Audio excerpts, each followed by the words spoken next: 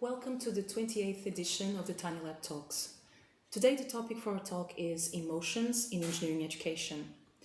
TinyLab Talks are brief informal talks between two specialists invited by the University of Aveiro through the American Corner program on topics such as technologies, innovation, research and culture. The conversations will usually take place at the University of Aveiro American Corner MediaLab with the support of the US Embassy in Portugal. I want to give a warm welcome to our guests today, and here I'm joined by Professor Jessica T. DeCuir-Gunby. Jessica is a professor of educational psychology and Robert H. Naslund Chair in Curriculum and Teaching in the University of Southern California Rossier School of Education. She formerly served as department head and professor of educational psychology in the Department of Teacher Education and Learning Sciences at the North Carolina State University. DeCuir-Gunby is a fellow of the American Educational Research Association and an American Psychological Association fellow for Division 15, Education Psychology. DeCuir-Gunby research interests include the impact of race and racial identity development on the educational experiences of African Americans, critical race theory, mixed methods research, and emotions and coping related to racism. She serves on the editorial board for Contemporary Educational Psychology, an educational psychologist, and in addition, she is currently president of APA Division 15.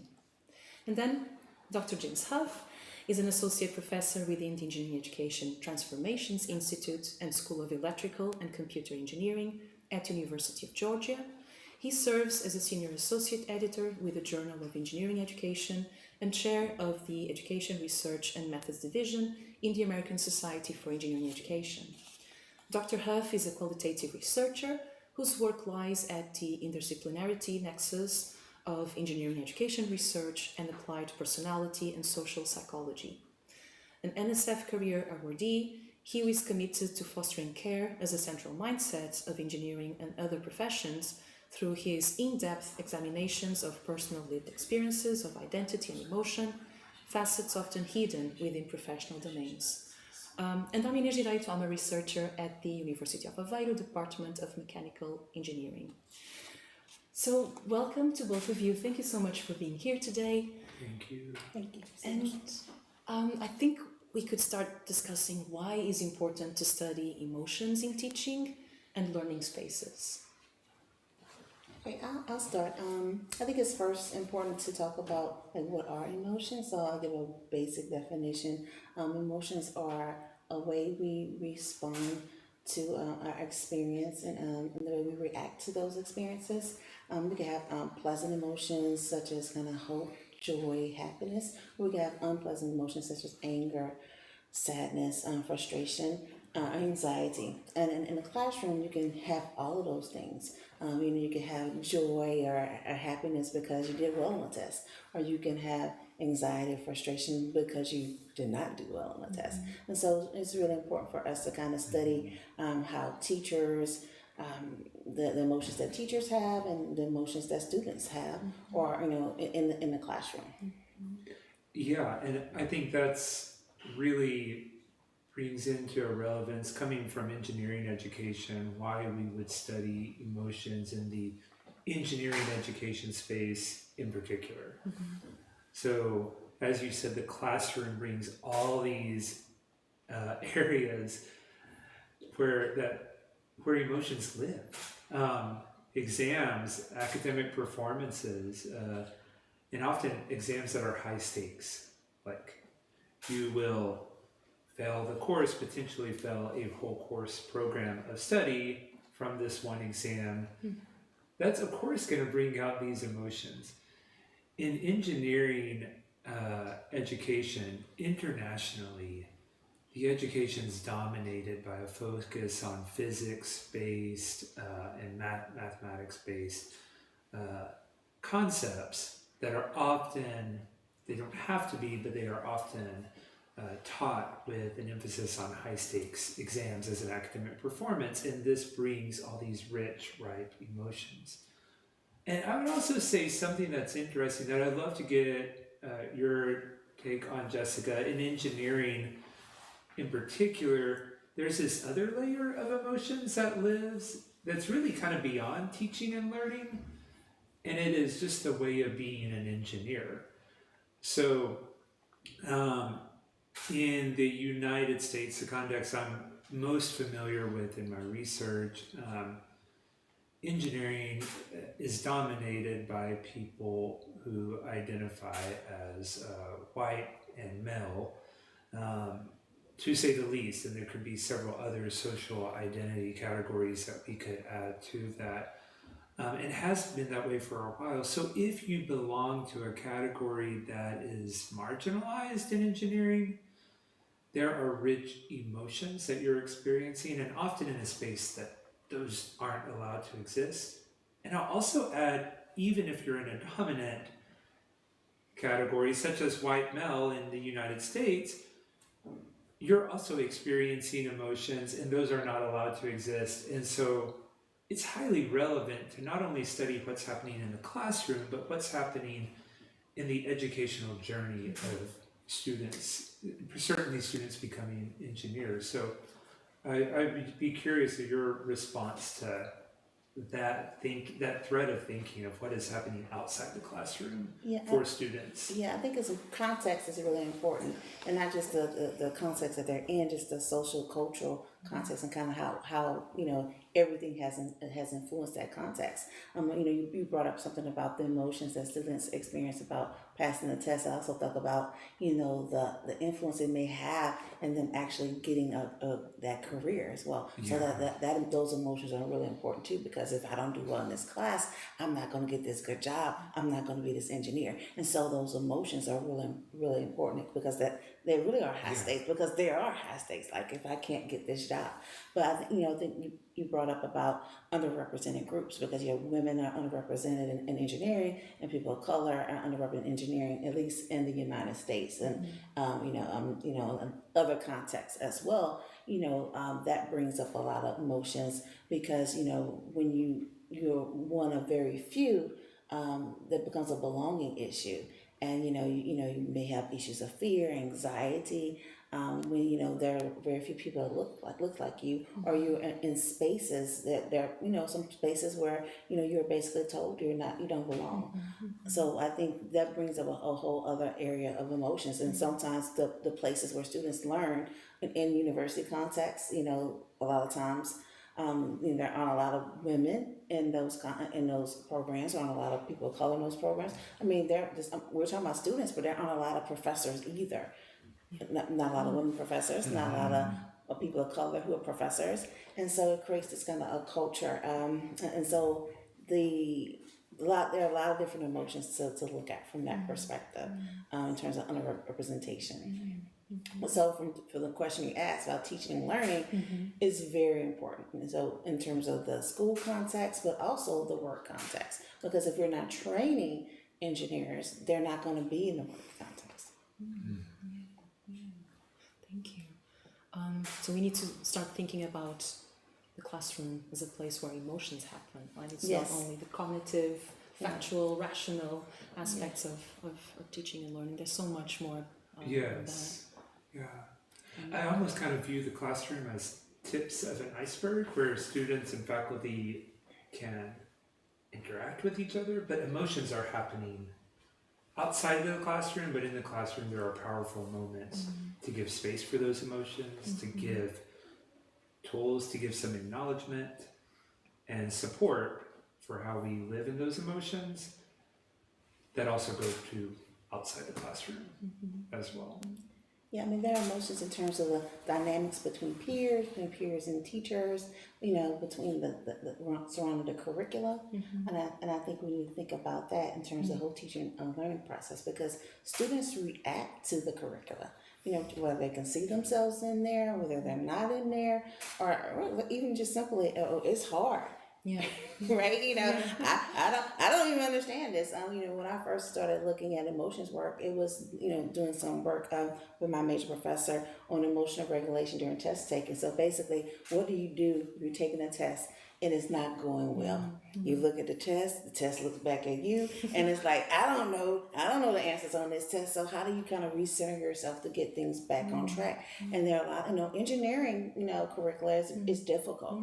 There are a lot of students that start off as engineering majors, but they don't finish being engineering majors.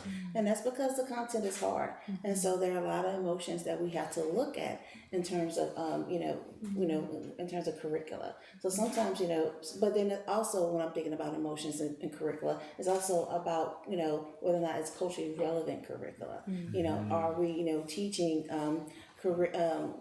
engineering in a culturally relevant way, in an ethical way? And I know this is more your area, and so how can we create curricula that's reflective of our students? And it actually, and from a social justice perspective, in which we are, making sure we are training engineers to go out and do work that is helpful for society. Right. That's complex work versus, I think, the difficult work that we're often, and I'm using, what I mean by difficult, there is a story that engineering is difficult, engineering is rigorous, engineering is hard. And I think we have to question the assumptions of why have we built that story around engineering? Does that difficulty need to exist in every facet for students to practice engineering in ways that engage with society?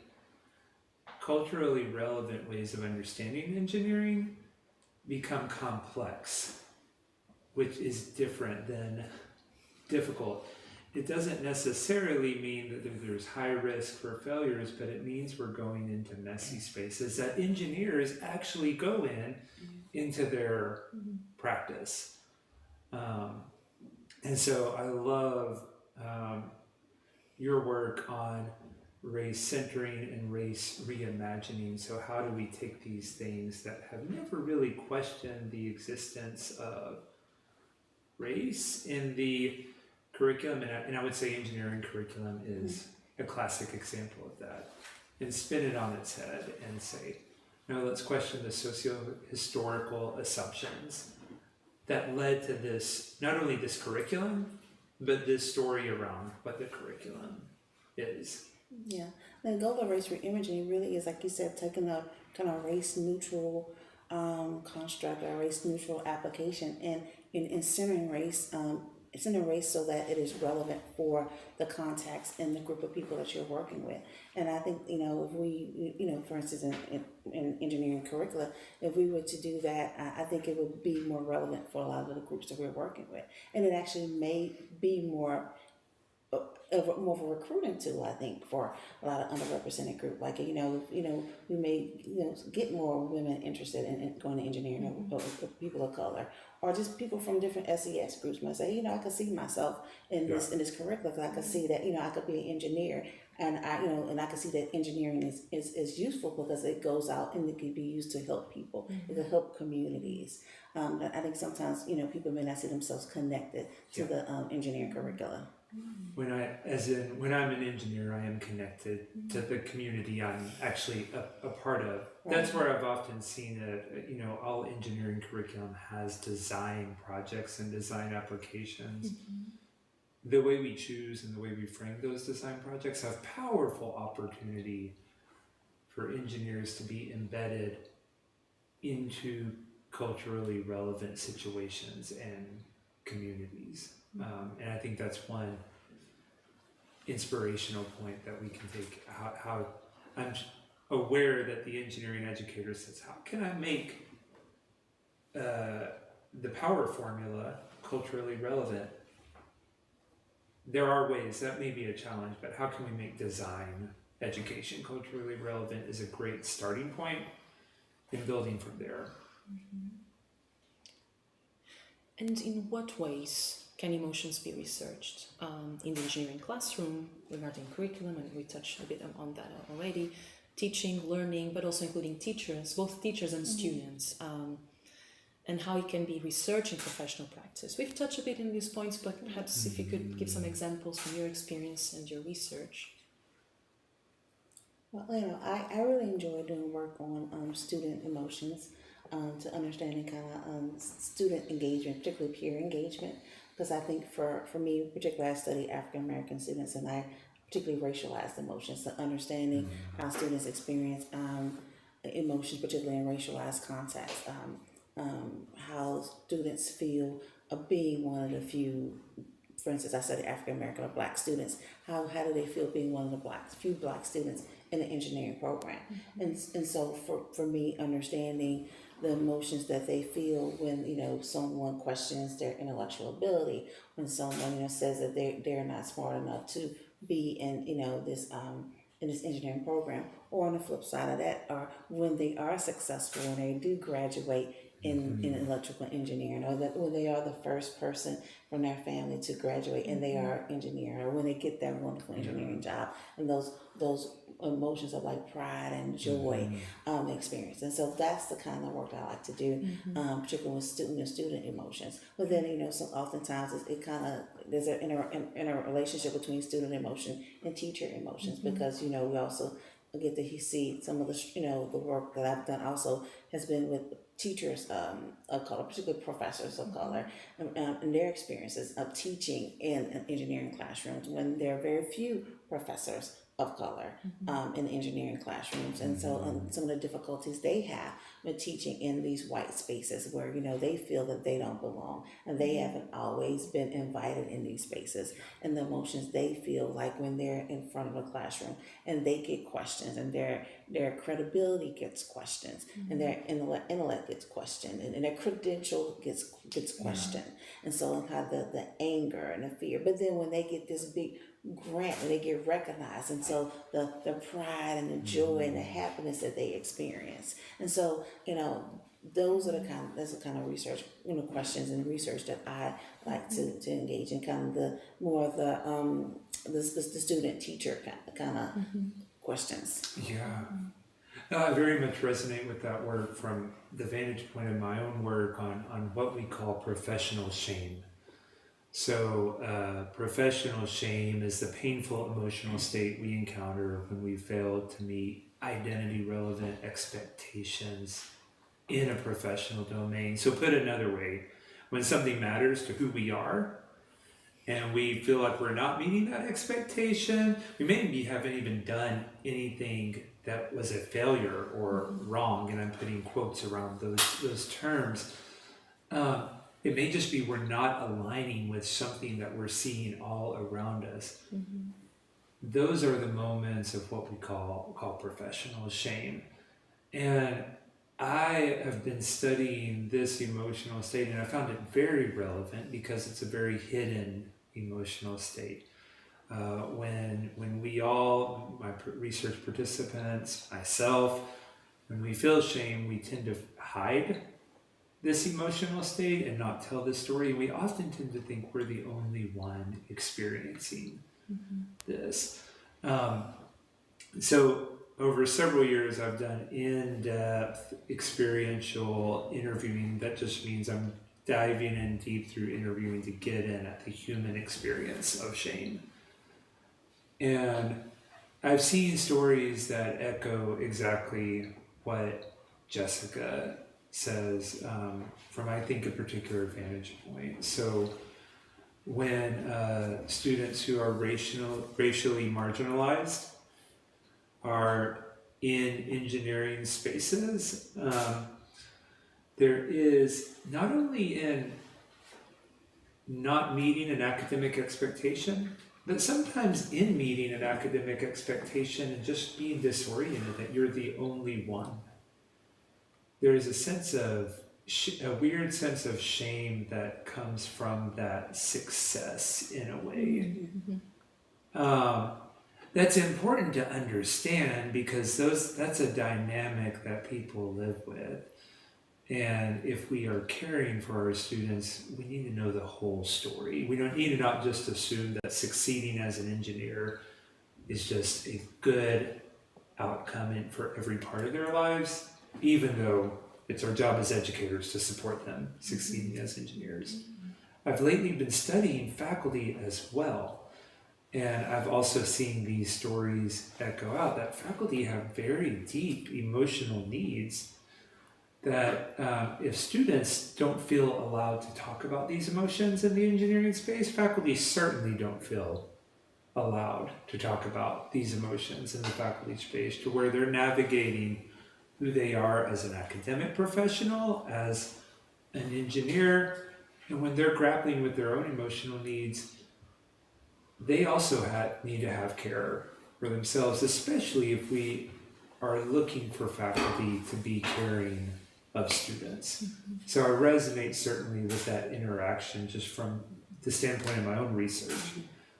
And these are just two of many, many ways to study emotions in engineering, teaching, and learning. Quantitative methods, broad scale, different theories that can lead us to different insight. So I think several possibilities. So this is a broad field, emotions in education, right? And with some specificities if we think about particular disciplines such as engineering, but thinking about perhaps engineering, emotions in engineering education or allied fields, and from your experience, what do you think is next in this area, and what are the areas for future direction, or what should be those areas for future direction? Perhaps if I could rephrase this slightly. You want to go first? Or? Yeah, I'll start. So I think there is a field of engineering education research internationally that's pretty new in the sense that it's become a social science discipline with many different traditions: sociology, anthropology, psychology, learning, education, and learning sciences, all hovered around a context. I think just getting to sit and talk with Jessica over the past few days, I think one key evolutionary point is really dialoguing in depth with our colleagues from educational psychology to have very deep understanding of phenomena going on in the teaching and learning space to lead to powerful change in what can happen. So I'll say that very broadly. But I also think that we've too often limited our understanding of what it means to be an engineer to what only happens in the classroom and not looked at the whole ecosystem. That there are whole people with complex needs that are going into engineering. When we understand that people who have their well-being needs met can more effectively be engineers that engage in culturally relevant, complex problems, that may turn our research interest to understanding how can we support well-being and how can we support climates of social justice and of equity in these engineering programs and engineering workplaces. That may turn us to different types of research questions that go well beyond teaching and learning in the classroom. There are a lot of great things as to kind of build on some of the stuff that you said. I think there's a lot of growth that can happen in K-12 or PK-12 education, or the primary, secondary education. At least in the United States, there's been pushed for more engineering kind of education or engineering thinking and design thinking in the earlier grades. And I think we really do need to start studying emotions and how that is associated with that implementation. So really understanding emotions in engineering education within the earlier grades. I think that's an area we need to kind of push. I think we need to do more work on curricula and engineering, and really see and understand, how does it really impact students, in particular the emotions associated with that. And I'm thinking, focusing more like if we start pushing multicultural or culturally relevant, anti-racist, decolonizing the curricula, and really, and how does that impact the emotions of students and teachers, because that's difficult, hard work. And I don't think much, correct me if I'm wrong, much work has been done in engineering in terms of in that area. And so I think that's a good area for research. Non-traditional engineering spaces, like I had a doctoral student who had a fabulous dissertation on Black girls' experiences and after school summer programs. And learning engineering. And so, particularly in K-12, maybe if they're not implementing engineering within the K-12 curricula, a lot of kids go to these summer camps or after-school programs, and there are a lot of engineering programs. Like, what kind of emotions that they experience in these summer programs? That's how we get a lot of kids interested in engineering, because they're in these camps. So what kind of emotions do they experience in these non-traditional kind of programming? So maybe study that. So those are kind of some of the things I'm thinking about in some of the future and methodology. What are some new methodological approaches we need to studying emotions? I think for me, I've been I do a lot of mixed methods research, so that's always room to grow there. But I'm just wondering, we need to kind of go into more physiological type work, at least in the social sciences. I can speak for myself in education. We tend to stick to surveys and interviews. Do we need to try to go into more neurological type things, more physiological type work? I mean, no, that's not new. That's not new, but it's new to our field. Right. But I mean, that's the kind of work to really understand emotions, and I think that would be really helpful. So that's some thinking, and I think good theory building. We need new theoretical understanding of emotions, particularly in engineering. And so I just think good understanding and conceptualizations about emotions would be very helpful. I think on that point, can I ask you to just share an overview of the work you're doing to help us recenter theory? We talked about race-centered and race reimaging theories, but can you share just a bit more about that? Because I see that as very relevant to how that can speak into engineering education research and emotions in engineering education research. So I've been working on some work talking about race-focused approaches. It was more like a meta theory, looking at race-focused approaches, which is constructs that really focus on the center of race. Then race reimaging is if you take more of a race-neutral theory, and then you combine that with a racial framework or racial theory to make it more of a race-focused approach. And so I've been kind of right now working on trying to maybe do more of a racialized approach to looking at emotions, achieving and belonging, and trying to understand what is that like, particularly for marginalized groups, and how they're understanding that experiences, particularly so as to be more like a racialized view of emotions and racialized view of belonging and a racialized view of achievement.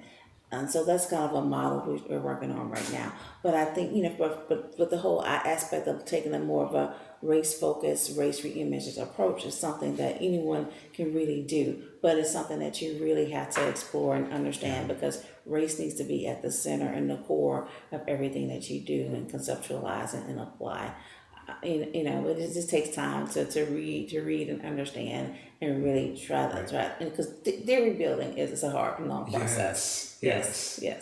But it's worth it, because you can better understand the population you're working with and your context that you're working with as well. Yeah. I think with the work going on in engineering education nationwide, that is looking at supporting and even building new environments that really that are marginalizing environments, that envisioning transforming these environments to be fully equitable and just.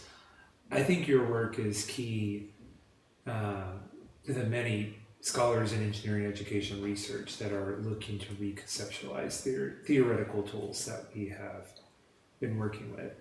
I think your work is key as we're in this early stage of looking at emotions in engineering education research as a field. I also think your work is key as you're reconceptualizing emotion. I think that's going to be important as well for our field. You know, it's one of many tools, but it's definitely a place to start. Sure. Thank you so much for this wonderful, inspiring conversation. I think we can feel hopeful for the future directions of these fields. Yeah. And once again, thank you so much for your time and for sharing your experiences and expertise with us today. Thank you. Thank you. Thank you. It was a joy.